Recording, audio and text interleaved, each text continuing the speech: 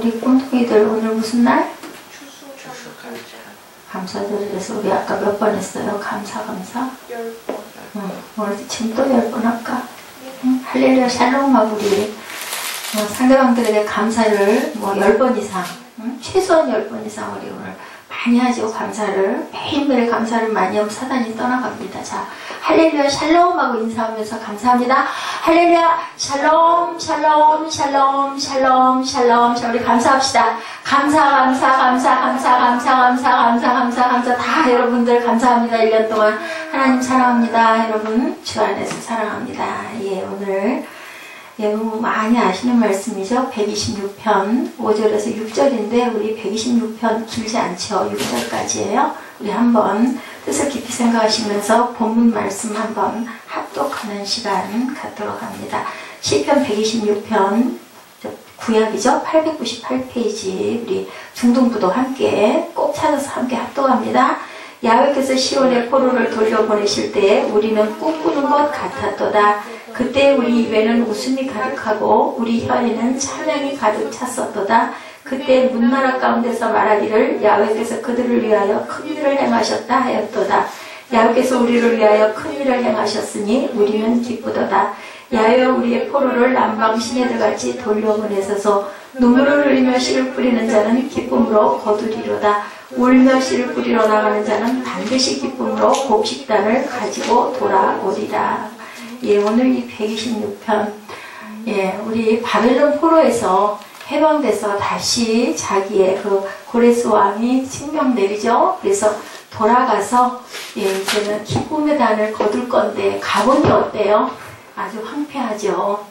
얼마 동안 거의 70여 년 동안을 던져놨던 나라입니다. 거기에 이제 누가 아수르의 그 후예들이 살아서 막 뒤집어 섞여서 살고 있고 그 예루살렘 성전은 다 파괴가 되고 성벽도 다 깨지고 엉망이에요. 근데 거기에다가 갔으니 그죠? 내 나라라고 이제 포로에서 해방이 돼서 해방을 해주니까 곧 찾아갔는데 정말 기가 막히거든요. 그래서 눈물을 흘리며 씨를 뿌려야 되는 그런 상황이에요.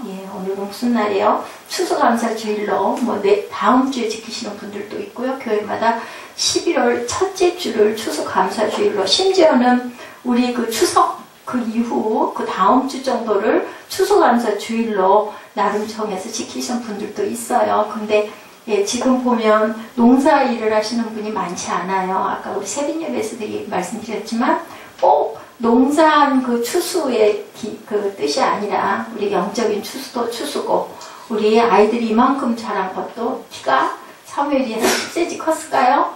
10cm 컸으면 10cm만큼 추수를 한 거예요. 한 학년씩 올라간 것도 추수고, 직장에서 진급을 하셨다면 그것도 추수고, 직장생활을 잘하게 해주신 하나님 은혜도 1년 동안 너무 감사하고, 아까 우리 세빈 예배 때 제가 예화 하나 들려드렸죠? 엄마가 잠깐 동안 대학 구내식당에서 일을 하는 청소부 일을 했는데, 하다 보니 아들, 딸 키워가지고 대학 둘 보내야 되다 보니까 그 일을 잠깐 하려고 했던 일을 그만두지 못하고 어느덧 30년 동안을 그 일을 했대요. 나중에는 아이들 다 기르고 이제 장성했죠. 시집장가 다 보내고 다 바르게 잘 길렀어요. 그러고는 저축했던 돈 1000만 원을 대학에다가 아이들 장학금으로 내놓고, 어떻게 이렇게 어려운데도 이렇게 내놓으셨습니까? 라고 얘기하니까 나를 여기서 일할 수 있게 해주시는 애가 너무 감사하다고, 그래서 이 적은 돈이지만 이걸로 아이들을 정말 어려운 아이들을 도왔으면 좋겠다라고 이렇게 내놨던 그런 이야기. 감사는 많이 있어서 감사한 게 아니라 나를 오늘 이 자리에 있게 해주신 그 은혜가 감사하죠. 아까 우리 영상 봤죠? 그 아버지의 편지. 남의 일이 아니에요. 앞으로 고령화 시대가 돼가면서 노인 인구가 점점 늘어나고 젊은 층이 점점 줄어들죠. 근데 부모를 어떻게 하겠어요?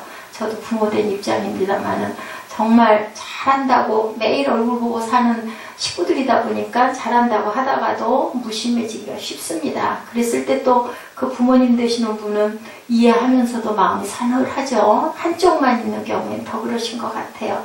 눈물을 흘리면서 씨를 뿌립니다. 뿌리는데 기쁨으로 곡식단을 거뒀는데 그만, 그죠? 세월이 많이 가다 보니 저는 얼마나 감사한지요.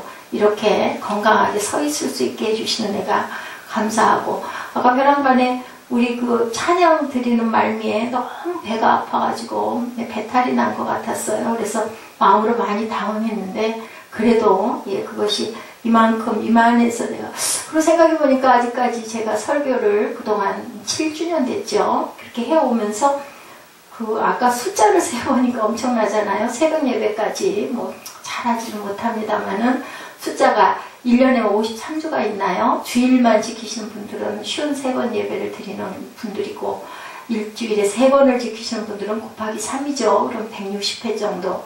새벽 예배까지 꼬박다 지키다 보면은 거기에서 또 일주일에 6일 정도라 주일이 빠지니까 곱하기 또 6이에요. 그러면 수천 번을 제가 예배를 하나님께 올려드렸는데 온전치 못합니다만은 한 번도 중간에 뭐 정말 제가 어떤 탈로 인해서 중간에 예배 도중에 멈췄던 일이 없는 게 아까 한 번도 생각을 안 해봤는데 얼마나 감사한지. 그래서 급하게 여러분들 영상 보시는 시간에 그 한의원 약이 생각나서 찾으니까 또 그렇게 여기저기 많이 있던 약이 없더라고요. 근데 약을 찾아가지고 그걸 하나 먹고 나니까 많이 개운해졌어요. 금방 화장실 막 가야 될 것 같아서 마음이 조급했었는데 말씀 전해야 할 시간이 이래서 어떻게나 한데 이것도 은혜입니다. 저는 약을 먹으면 금방 들어요. 그래서 너무 감사해요. 제가 아까 말씀드렸어요. 눈물을 흘리며 씨를 뿌리는 것. 정말 이스라엘 그 민족이 다시 돌아왔는데 자녀들은 너무 배가 고파서 우리도 있었죠. 저희 어머니 시대에 저는 그걸 별로 못 겪었어요. 저희 엄마는 배를 골아서 예, 그 허리끈 있죠? 치마를 자꾸 동여맸대요. 배가 고프니까. 그러면서도 아침밥 반을 남겼다가 낮에 저를 밥을 먹였다는 얘기를 들었습니다. 먹을 게 너무 없는데 이스라엘은 그보다 더 했던 것 같아요.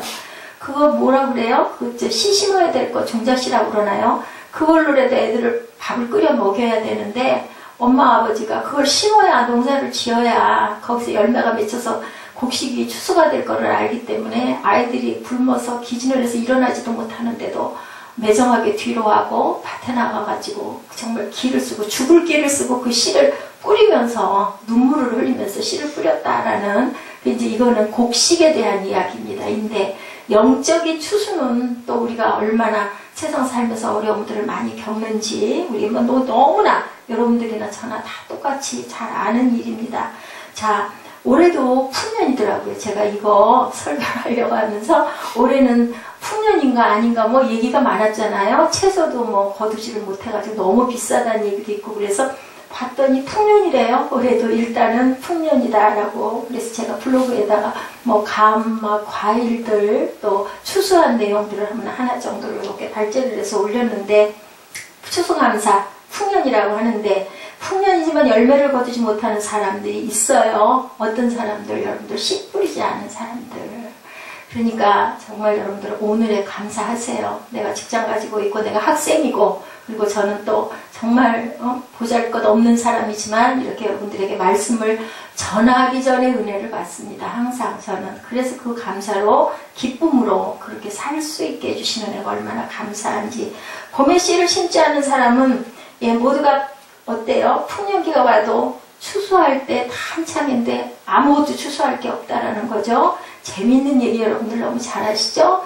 개미와 배짱이 얘기. 우리 중등부 학생들이 섞여 있어서 될 수 있으면 딱딱하지 않게 전하려고 애를 씁니다. 새벽 예배도 많이 변했어요. 그래서 이제는 뭐 너무 성경도 NIV도 잘 읽고 해석도 물론 밑에 뭐 다 그 해석이 돼 있어서 그렇긴 하지만 전에는 그래도 못했는데 이제는 잘 하더라고요. 그래서 지루하지 않게 하려고 아침 일찍 나와가지고 수고들 하죠. 주일날 일요일인데 쉬고 싶을 텐데 늦잠 자고 싶을 텐데 일찍 깨워서 데리고 나오고 해서 쉽게 하는데 그래서 제가 예화를 조금 섞습니다.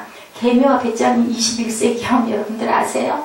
들어봤어요? 21세기 버전이에요. 일본판.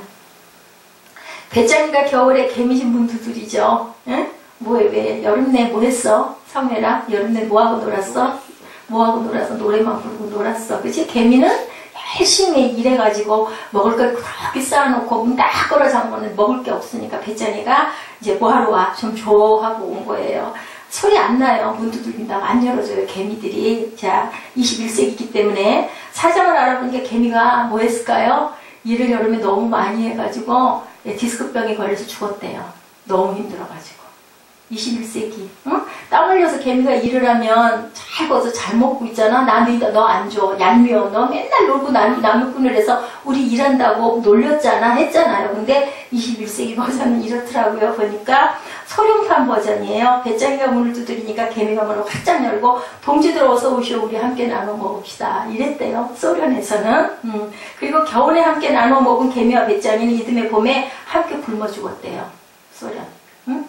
알아요? 지금 소비에트가 없어졌죠. 나눴는데 미국판 버전은 배짱이가 문을 두드리니까 개미가 안에서 소리 질러요. 내가 열심히 해서 먹은 곡식 왜 너와 나눠 먹어야 하니?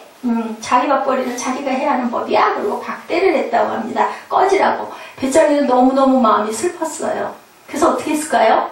슬픈 노래를 열심히 부르다가 그 노래를 지나가다가 들은 음반사 사장이 어휴 당신 노래 너무 잘해. 배짱이는 맨날 뭐만 했으니까 노래만 했으니까. 그래서 음반을 내서 대박을 냈대요.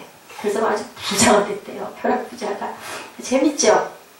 근데요 이렇게 아무리 이런 우화가 기가 막힌 얘기들을 재밌게 한다 하더라도 결국 뭐하는 사람이 성공해요?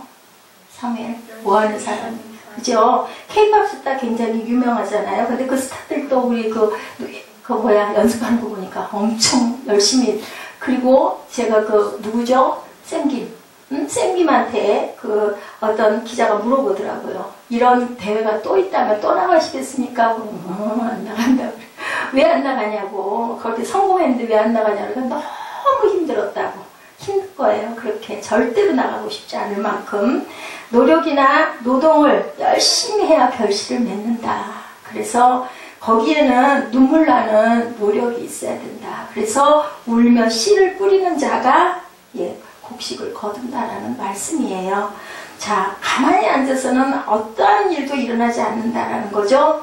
내게 기쁜 미래가 되려면, 그래서 그 얘기가 있죠. 오늘을 보려면, 오늘 그 사람의 모습은 우리의 과거에 살아온 모습, 그리고 앞으로 갈 모습은 내가 지금 무엇을 하고 있는지, 어디를 가고 있는지가 가장 중요하다고 그래요. 제일 중요한 것, 여러분에게 하나님이 주신 게 뭐예요? 오늘이라는 시간. 오늘 하루하루를 열심히 기쁘게 사시기 바랍니다. 자, 야훼께서 우리를 위하여 큰 일을 행하셨으니 3절이에요. 우리 본문 5절, 6절이 중점이었지만 3절 읽어봤죠. 전체에서는 3절이 중심인데요. 시편 126편에서 가장 중요한 구절은 3절입니다. 뭐라고 그래요? 야훼께서 우리를 위하여 뭐를? 큰 일을 행하셨으니 우리는 기쁘도다. 무슨 큰 일을 행하셨을까요? 여기가 지금 언제라고요?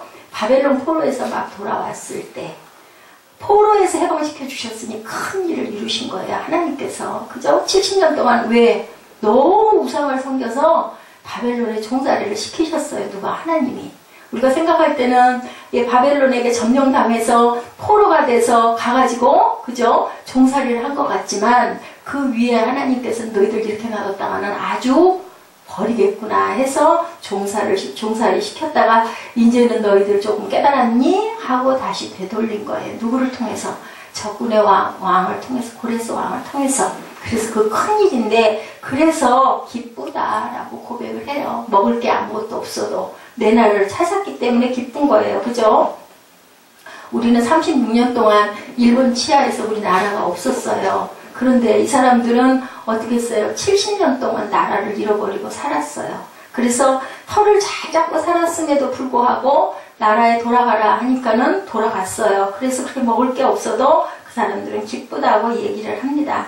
야훼께서 시온의 포로를 돌려보내실 때 우리는 꿈꾸는 것 같았도다. 1절이죠? 2절에 그때 우리 입에는 웃음이 가득하고 우리 혀에는 찬양이 찼다. 돌려보내주니까 너무 기뻐서 입술에는 찬양이 찼다. 그때 문나라 가운데서 말하기를 야훼께서 그들을 위하여 큰 일을 행하셨다 하였도다 라고 얘기합니다. 그래서 나는 지금 기쁘다. 언제? 과거, 현재, 미래 어디예요? 현재. 나는 지금 기쁘다. 제일 중요한 게 여러분들 현재입니다. 자, 1, 2절은 뭐예요? 과거의 경험이에요. 우리가 이러이러했었다라고 얘기하죠. 시온의 포로를 돌려보내실 때 우리는 꿈꾸는 것 같았고 그러그러했는데 지금 나는 여기 오니까 기쁘다. 그리고 4절, 5절, 6절은 미래에 대한 이야기입니다. 야훼여 우리의 포로를 남방 시내들 같이 돌려보내소서.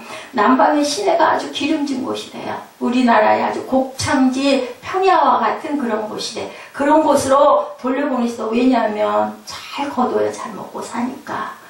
이걸 소원을 빈 거예요. 지금 5절에 눈물로 씨를 뿌리는 자는 기쁨으로 거두리로다. 사무엘 나갔다 와 졸려오면 울며 씨를 뿌리러 나가는 자는 반드시 기쁨으로 곡식단을 가지고 돌아오리로다. 미래에 이렇게 될 것이다. 내가 지금 이렇게 기쁜데 내가 울면서 씨를 뿌리면 분명히 기쁨으로 거둘 것이다 라는 것을 확신한다라는 고백을 하고 있는 거죠. 이것을 에스라 선지자가 굉장히 많이 이 시편을 인용했을 것이다. 이 시편은 다윗이에요. 그죠? 자연에도 법칙이 있고 여러분들 과학에도 법칙이 있듯이 영적 생활, 신앙 생활에도 분명한 법칙이 있다라는 거. 우리 눈에 보이는 것만이 다가 아닌 거 여러분들 너무 잘 아시죠? 뿌린 대로 거둔다는 거죠. 그거는 믿음 생활 하지 않는 사람들도 다 그건 알아요. 보면은. 하나님께서 제정하신 법칙이다. 우리가 세상 살아갈 때 대한민국에 살 때는 대한민국 헌법을 잘 지켜야 하는 것처럼 하늘의 법도 뿌린 대로 거둔다라는 거죠. 착한 것을 심으면 착한 것을 거두고 악한 것을 심으면 당연히 악한 것을 거두는데 악한 씨를 뿌렸을 때 우리는 뭘로 바꿔야 될까요? 그것을 감사로 바꿔서 용서하면서 감사로 거둬야 내 영이 어떻게 되어 거룩해진다라고 우리가 히브리서에서도 로마서에서도 계속 말씀하고 있습니다. 우리도 마찬가지죠. 주님이 과거에 우리를 마귀의 포로에서 해방시켜 주셨어요. 그래서 우리가 그 포로에서 예수로 인하여 해방됨으로 인하여 어떻게 했어요? 구원을 누리고 있는 거예요. 기쁨의 단을 거둔 거예요. 여러분들과 저는. 그죠? 그러니 우리가 미래에 더 기뻐하기 위해서는 어떻게 해요? 열심히 씨를 뿌려야 된다는 거죠. 씨 하나를 뿌리면 거기에서 수백 개가 나죠. 벽씨 하나를 뿌려도 그렇죠. 자, 말씀의 씨를 뿌려라. 5절이죠. 눈물을 흘리며 씨를 뿌리는 자는 기쁨으로 거둔다. 해방된 이스라엘 민족이 그들의 본향 시온의 땅으로 돌아오고 있을 때 민족의 지도자들은 각각 다른 비전을 가지고 돌아오고 있었어요. 새로운 정치만이 민족의 내일을 열 수 있다고 믿는 지도자도 있었고, 어떤 지도자는 교육만이 민족의 소망이라고, 어떤 지도자는 잘 농사를 지어가지고 우리가 먹을 게 많아져야지 이 땅이 변할 것이라고 이렇게 생각하는 사람도 있어요. 새 경제제도의 청사진을 가지고 민족의 내일을 꿈꾸는 사람도 있겠죠. 여러 각각의 분야의 주장들이 많았습니다. 자, 전혀 다른 민족 구원의 꿈을 가지고 시온으로 돌아오고 있었던 한 지도자가 제가 말씀드린 에스라 선지자 얘기예요. 에스라서 7장 9절에서 10절에 보니 첫째 달 초하루에 바벨론에서 길을 떠났고 하나님의 선한 손에 도우심을 입어 다섯째 달 초하루에 예루살렘에 이르렀다. 몇 달 걸렸어요? 4개월, 5개월, 4개월 걸렸죠? 1, 2, 3, 4, 5월 초에 도착했으니까 4개월 동안 바벨론에서 이스라엘로 돌아온 거예요. 예루살렘으로. 이렇게 고백하고 있죠. 에스라는 여호와의 율법, 곧 하나님의 말씀의 씨를 자기 땅 백성에게 뿌려야겠다라고 생각을 한 거예요. 어떤 분은 정치적으로, 어떤 분은 경제적으로, 어떤 분은 교육적으로 씨를 뿌려야 잘 살 수 있다고 했는데 이 에스라 선지자는 말씀의 씨를 뿌려야 되겠다라고 돌아오면서 결심을 한 거죠. 그래서 시편 126편이 본문을 굉장히 많이 인용하고 감동을 받았을 것이다 라고 투속에 나타나 있습니다. 그것은 이제 에스라를 직접 만나봐야 아는데 신학 연구가들은 다 그렇게 얘기를 하고 있죠. 실제로 말씀을 가르치고 활동하던 당시에 이스라엘에는 정말로 밝은 미래가 열려 있었다고 합니다. 에스라가 굉장히 많은 일을 했어요. 보니까 학사죠. 학사라는 사람은 지금으로 말하면 말씀 전하는 자, 저와 같은 사람이에요. 성경 말씀을 정확하게 전하는 사람이죠. 에스라의 말씀을 듣고 사람들이 모여 회개하고 하나님의 은총과 긍휼을 간절히 구하는 기도를 그때 그 당시에 굉장히 많이 했다라고 나타납니다. 오늘날에도 학사 에스라처럼 하나님의 말씀에 씨를 뿌려서 백성들을 회개로 인도하는 종이 정말 절실히 필요하다. 나라 대통령이 어떻다고 하죠. 저는 잘 모릅니다만은 어쨌든 예, 참 씁쓸해요. 그죠? 어떻게 이단이 대통령을 조종했을까? 그럼 우리 국민들은 뭘까? 우리 교단들은 다 뭐하고 있었을까? 이런 생각이 듭니다. 성경은 우리 하나님을 농부로 묘사하죠. 요한복음 15장 1절이죠. 나는 참 포도나무요 내 아버지는 농부다 라고 얘기합니다. 곡식에 대한 이야기도 예, 눈물로 씨를 뿌려야 되고 말씀에 대한 시도 여러분들 눈물로 씨를 뿌려야 됩니다. 그렇기 때문에 우리는 끊임없이 성경을 바로 알아야 되고 시대도 알아야 되고 그때의 제도도 알아야 되고 그때의 풍습도 알아야 됩니다. 지형적인 것도 어느 정도는 알아야 됩니다. 그냥 건기가 언제고 우기가 언제고 어떻게 농사를 지어서 그들이 먹고 살았으며 왜 그렇게 척박한 땅이었는데도 불구하고 그 민족은 그렇게 부강한 나라가 되고 그렇게 석학들이 많이 나왔는지도 우리가 알아야 되는 거죠. 어린 날부터 밥상 기도가 시작이 되죠. 예, 3살 막 돌만 지나면 앉혀놓고 모세 오경을 줄줄 외우게 했어요. 그래서 그렇게 머리가 좋아져서 저도 우리 교회 꿈동이들을 성경을 외우게 하려고 잠언을 엄청 열심히 외우게 했습니다. 외우다 보면 엄청 잘 외우거든요. 외우는 것도 습득이 되고 이력이 나면 굉장히 잘 외워요. 그래서 그것을 하려고 그러는데 그만 중간에 휴대폰이 들어오면서 그냥 그것도 깨져 부서져 버리더라고요. 어린 날은 참 잘들 외웠었어요. 뭐 그 긴 구절 영어도 뭐 줄줄 외우고 사도신경도 줄줄 외웠죠. 제가 주기도문을 지금 영어를 끊지 않는 이유는 그거 잊어버릴까봐. 그냥 우리말로 하면 해도 좋은데 그러면 그나마 보고 주기도문 외워놓은 것도 잊어버릴까봐 계속 시키고 갑니다. 자, 그래서 그의 자녀들인 우리 역시도 농부들이에요. 예수님께서 나는 포도나무고 너희는 내 아버지는 농부라고 얘기하셨기 때문에 농부에게 제일 중요한 건 씨와 밭과 열매예요. 한 가지만 있어서는 안 돼요. 씨가 있어도 심을 밭이 없으면 안 되죠. 밭도 어떤 밭? 잘 기경돼서 좋은 옥토밭이어야 한다라고 말씀에 나타나 있습니다. 그리고 나면 열매인데 여러분들 열매 잘 심었어요. 좋은 밭에다가 좋은 씨를, 종자 씨를. 그죠? 근데 심었는데 그거 하나 누가 주셔요? 위에서 공기 주시고 햇빛 주시고 비 주시지 않으면 그 열매가 맺혀서 거둬줄 수가 없다라는 것. 마지막은 누가 하세요?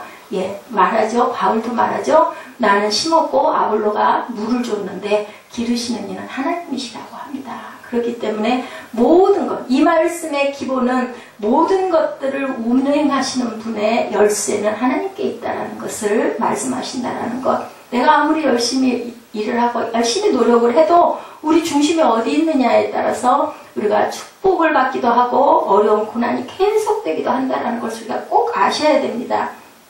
그렇게 하나님께서 열매 맺도록 도와주시지 않으면 이스라엘이 그렇게 비가 없는 나라이기 때문에 하나님께 더 매달린 거예요. 농사를 지어야 되는데 비가 안 오니까 기도할 수밖에 없었던 거죠. 기도가 아니면 이 사람들은 살 수가 없어서 이스라엘이 430년 동안을 나라를 잃어버렸어도 그 나라를 누군가가 완전히 먹어버리지를 못해요. 먹히지를 못하는 이스라엘. 지금도 이스라엘이라는 나라가 있지 않습니까? 중간에 그렇게 잃어버려. 그런 나라는 세계적으로 아무 데도 없어요. 이스라엘 외에는.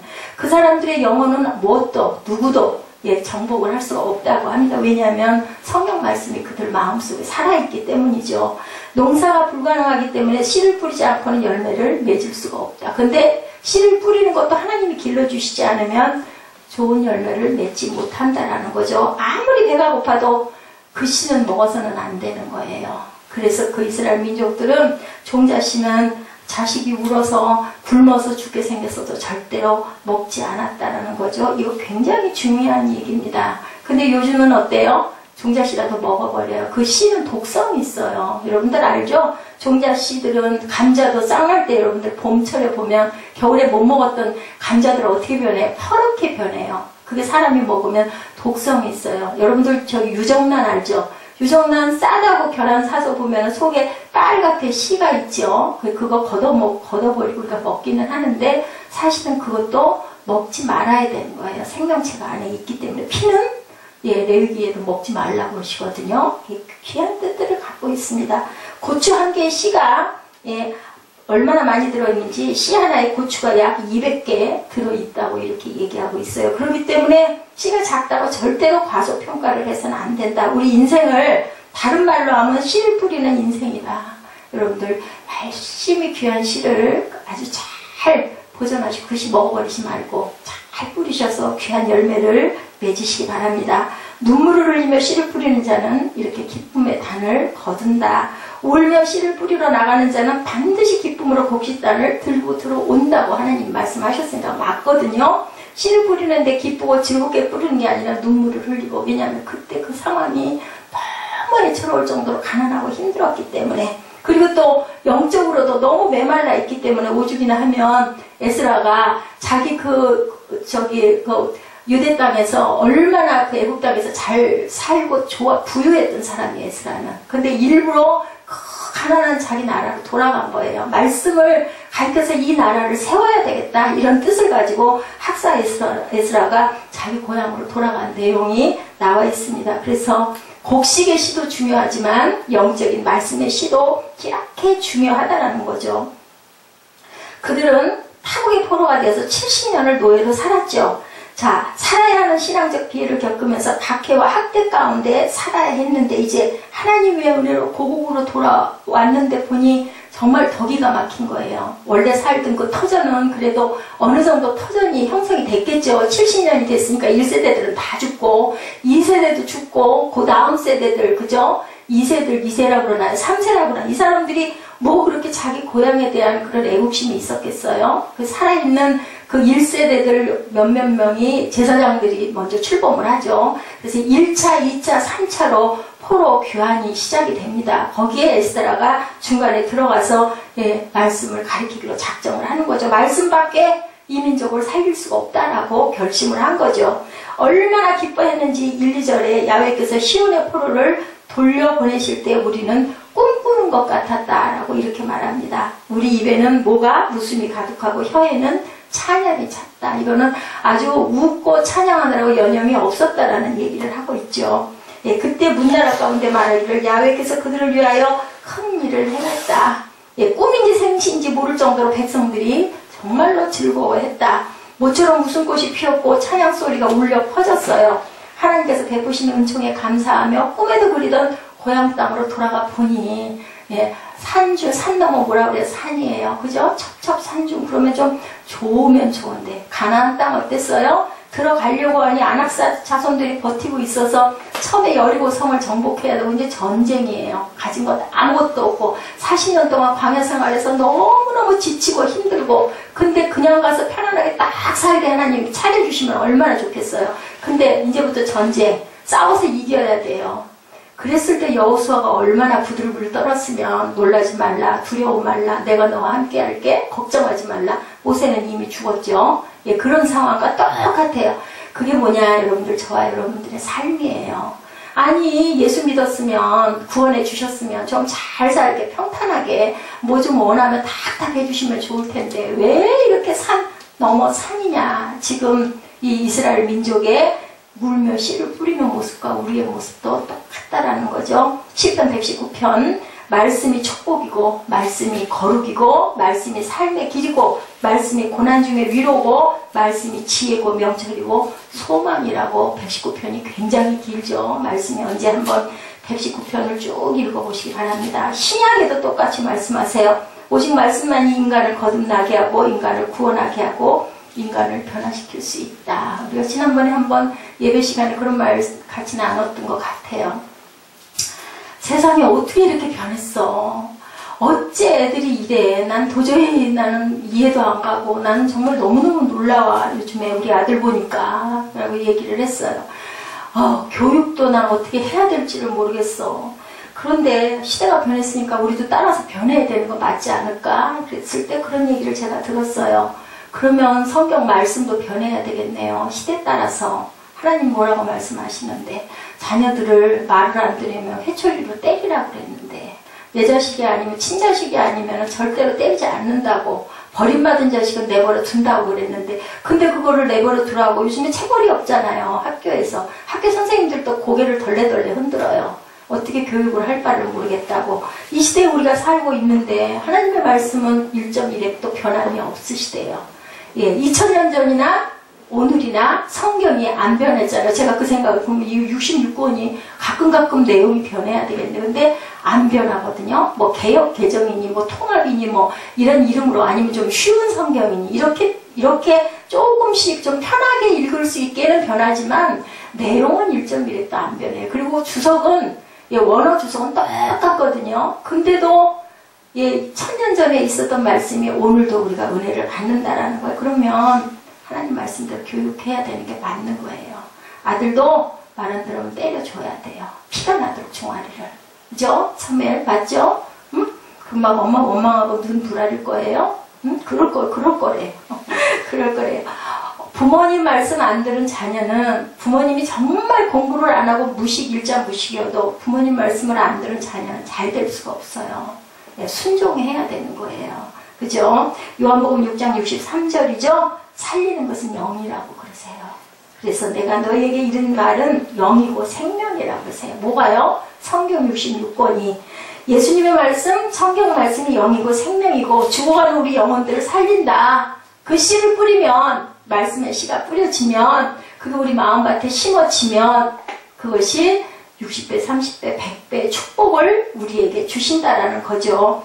물론 곡식 심어서 그거 거두어가지고 풍장을 이루어서 밥 잘 먹고 사는 것도 굉장히 중요하고 부자 되는 것도 중요하지만 못지않게 아무리 부유하면 뭐랍니까? 우리 영이 죽어버리면 그거 아무 소용이 없는 거거든요. 우리 육신이 후퇴해지고 부패해져서 결국은 죽어요. 누가 됐든 뭐 100세 시대든 어떻든 간에 결국은 가거든요. 그런데 가진 거 많아요. 부유해요. 근데 영이 죽어버렸어. 너무 부유하고 너무 편해서 하나님 뭐하러 찾냐고. 돈만 있으면 되는데 그러다 죽으면 어떻게 할까요?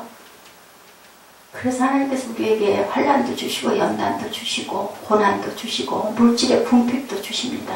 저는 요즘에 참 여러 가지로 안 겪던 경험을 너무 많이 해요. 정신적으로, 육체적으로.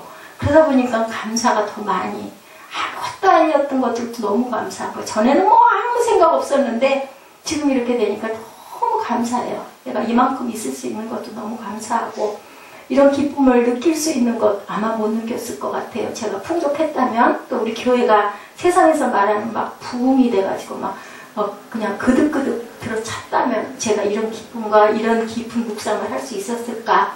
전 교만하고 사람이 못돼서 안 될 것 같더라고요. 그래서 아마 그래서 이렇게 세워놓으시다 데려가실 것 같습니다.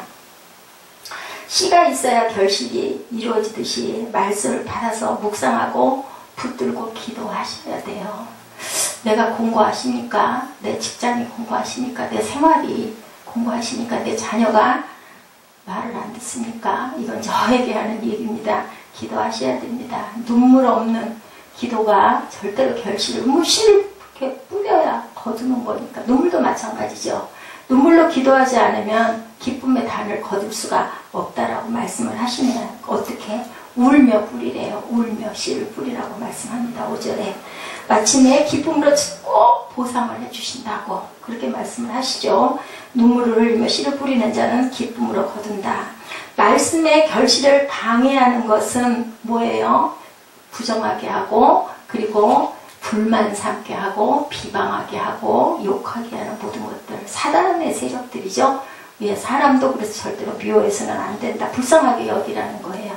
사단의 노예가 돼서 조종을 받고 있으니까 그 사람을 우리가 미워하면 그 미움이 나한테 돌아오죠. 사람 미워하면 얼굴부터가 달라요. 아주 그냥 얼굴이 완악해지죠. 그렇기 때문에 절대로 그러면 안 된다. 우리 중에 어떤 이는 전도사역을 통해서, 어떤 이는 교육을 통해서, 어떤 이는 또한 섬김을 통해서, 어떤 이는 또 선교로, 그죠? 많은 씨들을 뿌립니다. 저와 여러분에게 어떤 것이 가장 귀한 씨인가, 내가 할 수 있고 감당할 수 있는 게 뭔지 각자의 달란트들이 있으실 거예요. 눈물로 씨를 뿌리시기 바랍니다. 그 눈물을 흘리면서도 무엇이 주님을 인내로 견디게 하셨을까? 예수님은 그 말씀이야. 요한복음 10장 24절이죠. 하늘의 밀이 땅에 떨어져 죽지 아니하면 하늘 그대로 있고, 이 말씀 때문에 예수님은 십자가를 기쁨으로 감당을 하시죠. 내려오실 수 있는데도 그 모욕, 그 침뱉음, 그 주먹질, 그 등의 채찍, 그죠? 채찍 끝에는 뭐가 있어요? 갈고리가 있어서 살을 뜯어내죠. 그런 고통을 그 속옷까지 다 찢어서 나누는 그런 고통을 받으신 거 여러분들 너무 잘 아시죠? 추수를 기다리며 씨를 뿌려야 된다. 우리가 그 눈물의 때를 잘 견디기 위해서 본문에서는 눈물의 파종 시간 건너에 곡식의 단을 바라보라고 말씀하시네요.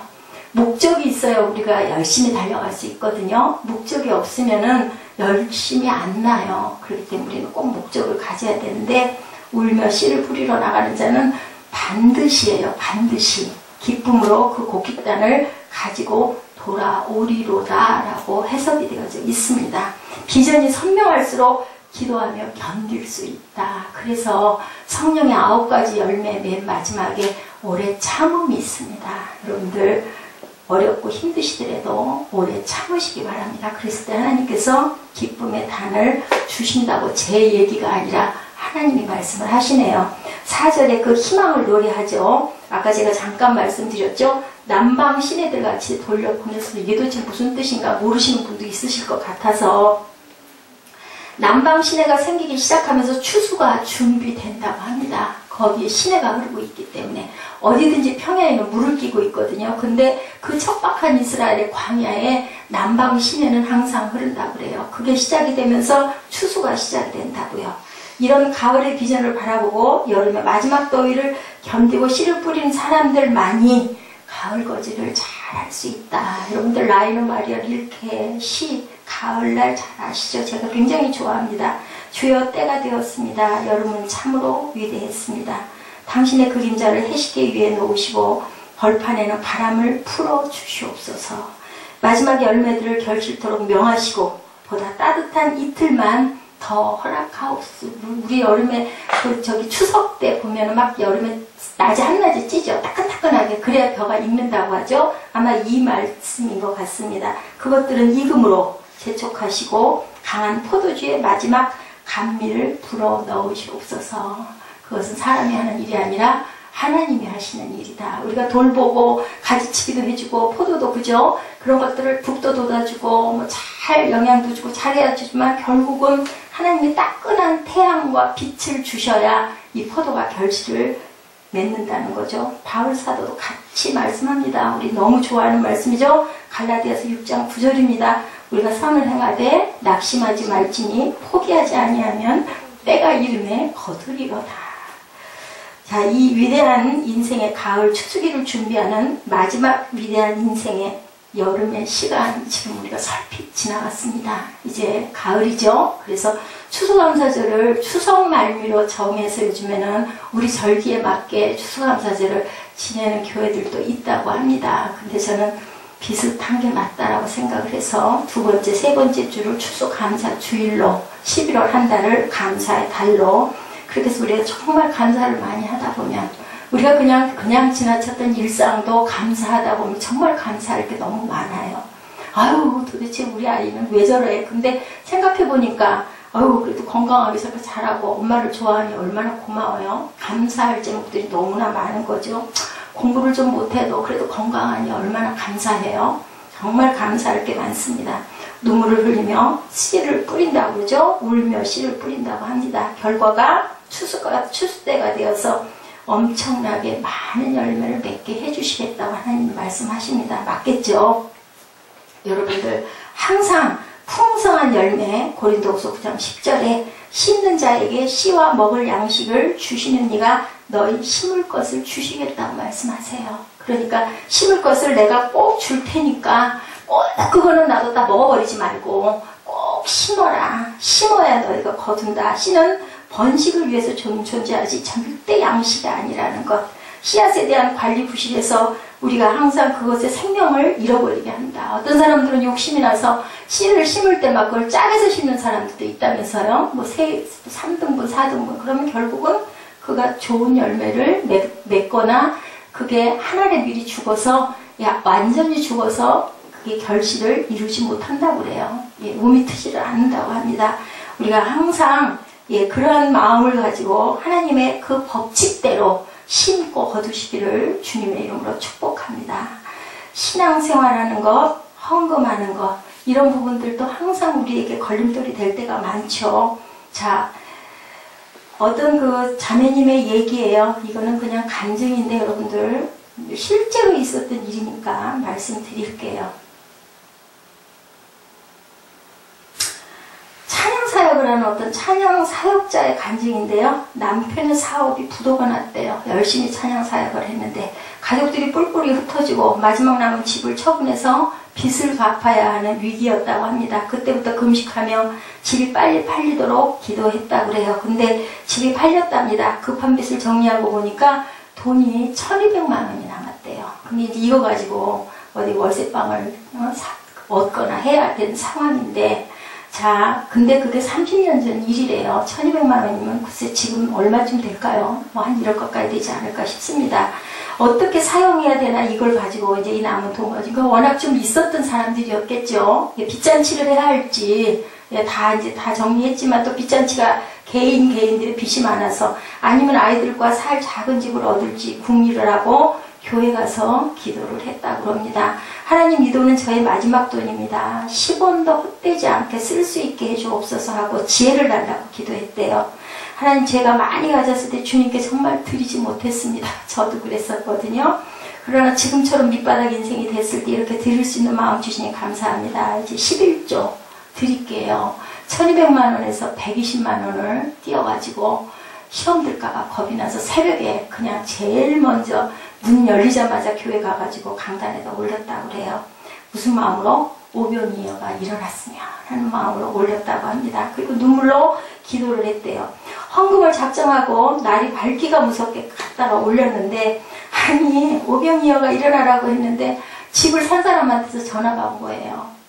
당신 그 근저당 잡힌 걸 명예전화하려고 보니까 1차뿐만이 아니라 2차도 잡혀 있어서 당신 내가 돈 내준 거 1200만 원 돌려줘야지, 안 그러면 당신 감옥 간다고 이렇게 으름장을 놓는 거예요. 어떻게 해요? 120만 원 교회에다가 헌금해버리고 남는 돈은 이제 1000만 원 조금 넘게밖에 안 남았는데, 그래도 어쩔 수가 없어서 주인이 왔을 때 그 집 새로 산 사람한테 얘기를 했대요. 제가 11조를 해서 120만 원 빠지는데 이거는 나중에 제가 돈 벌면 꼭 갚겠습니다 라고 했더니 그 사람이 그 돈을 받으면서 우리 아내도 교회 다니니까 11조 한도는 안 줘도 됩니다. 그리고 나는 아주머니가 이 돈 다 써버렸다고 할까봐 걱정을 했는데 그래도 이걸 돌려줘서 너무 고맙다고 갔는데, 한겨울에 춥기는 하고 자식들하고 나갈 자리는 없고 돈 이제 다 줘버렸으니 아무것도 없잖아요. 그래서 하나님, 오병이어 이렇게 달라고 했더니 이게 웬일입니까? 이제 눈물도 안 나왔다 그래요. 그러고 있는데 며칠 지났는데 남편이 어느 날 100만 원을 돈을 들고 들어왔더래요. 친구들이 돈을 이렇게 해서 모아서 줬다고. 그 100만 원을 가지고 이제 어떻게 진짜 어떻게 해야 돼. 막 주인은 빨리 나가라고 독촉을 하고 있고. 그런데 그 돈을 받았는데 왠지 하나님한테 기도했던 게 아내가 생각이 난 거예요. 조금 나아지면 하나님, 제가 100만 원 하나님께 심을게요 하고 약속을 했다는 거죠. 기도하는 도중에. 그래서 자신이 없어서 그 100만 원 없으면 어떻게, 아무것도 없는데 남편한테 얘기를 했대요. 이거 나 이랬는데 이거 나는 용기가 안 나서 이거 심을 수는 없고 여보 어떻게 하면 좋아요? 그랬더니 남편이 새벽에 가서 그 100만 원 갖다가 하나님 드려 그러더랍니다. 그래서 또 새벽에 동 트자마자 쫓아가가지고 강단에다 100만 원을 올렸대요. 저는 모르겠습니다. 이제 이게 답니다. 그러고 올렸답니다. 그러고는 100일 기도를 작정을 했대요. 새벽 기도를. 그리고 하루에 2,000원씩 강단에다 올리면서 하루하루 갈 날짜를 좀 미루고는 그 주인한테, 들어올 주인한테 자기 사정을 얘기하고 매일매일 그렇게 해서 기도를 하고 있는 도중에 한 몇십일 갔나 봐요. 어떻게 살았는지는 알 수가 없는데 어떤 날 남편이 얼굴이 환해져가지고 들어오더래요. 과자를 사가지고 애들 먹을 걸 사가지고.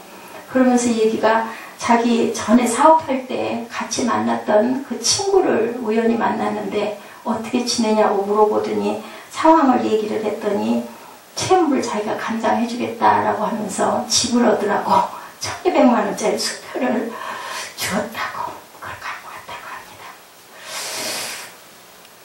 그래서 그분들은 다시 재기를 해서 그분하고 같이 사업을 시작을 해서 7층짜리 빌딩을 짓고 아주 사업을 지금 잘하고 열심히 찬양 사역을 하면서 영광을 여전히 돌리고 있다라는 간증이 결국은 1200만 원, 그죠? 하나님께서 그것뿐만이 아니라 사업까지 하게 해주시더라고.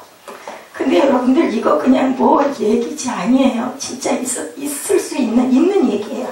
제가 시흥에 있을 때 집을 팔려고 할 때 작정을 하고 집을 내놨었던 적이 여러 번 있었어요. 여러 번 있을 때마다 하나님이 응답을 하셨었거든요. 근데 제가 욕심을 부리느라 그 집을 안 팔다가 나중에 굉장히 고생을 하고 그 값에 집을 못 팔았어요. 그런 일이 있습니다. 분명한 거는 저희 여기 지금 있는 김포집도 전세로 저희가 살 수 있게 해주세요 하고 기도했을 때 월세로 살으라는 조건도 들어왔었어요. 근데 그것도 제가 놓쳤어요. 그래서 중요한 건 여러분들 욕심을 비워야 된다는 거. 눈물로 울며 씨를 뿌렸으면 그걸로 순종하고 기쁨의 단을 거두시는 저와 여러분 되시기를 주님의 이름으로 축복합니다. 기도하시겠습니다. 하나님 감사합니다. 야훼여 우리의 포로를 남방 시내같이 돌려보내소서. 눈물을 흘리며 씨를 뿌리는 자는 기쁨으로 거두리로다. 울며 씨를 뿌리러 나가는 자는 반드시 기쁨으로 그 곡식단을 가지고 돌아오리로다. 하나님 감사합니다. 추수감사주의를 맞이하여서 아버지 지나간 은혜를 기억하게 하시고 그래도 버리지 아니하시고 오늘까지 붙들어주신 그 은혜를 다시 감사합니다.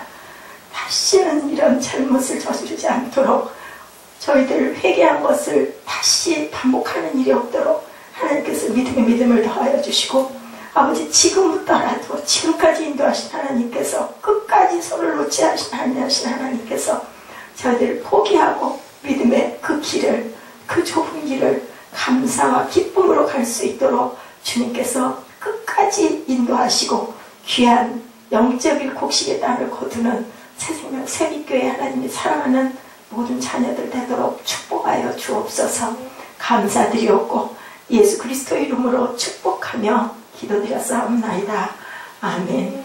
지금 우리 주 예수 그리스도의 은혜와 아버지 하나님의 크신 사랑하심과 성령님의 내주 교통 인도하시는 그 은혜가 하나님의 사랑 안에서 눈물로 씨를 뿌리고 기쁨의 단을 거두기로 순종하고 가기를 원하고 결단하는 하나님의 사랑하는 자녀들, 귀한 하나님의 종들, 또한 아버지 하나님이 사랑하는 교회들 머리머리 위에 지금부터 영원토록 함께 계실지로다. 아멘.